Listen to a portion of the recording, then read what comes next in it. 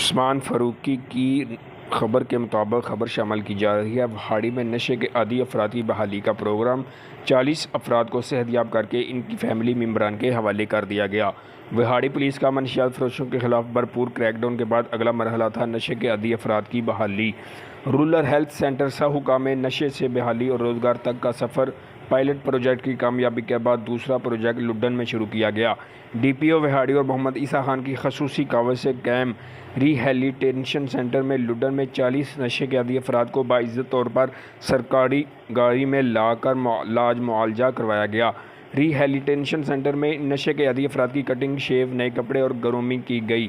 ری habilitation centre Luddan میں نشے کے عادی افراد کو free treatment, medicine, air condition رہائش، کھانا اور کاؤنسلنگ کی سہولیات موجود تھیں۔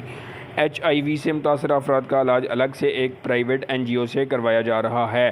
وہاڑی پولیس، ضلعی انتظامیہ، سوشل ویلفیئر ڈپارٹمنٹ اور پرائیویٹ این جی اوز کے تعاون سے نشے کے عادی افراد کو باعزت اور کارآمد شہری بنانے کے لیے کوشاں ہیں۔ محمد عیسیٰ خان، ڈی پی او وہاڑی۔ عثمان فاروقی، نیوز 4 وہاڑی۔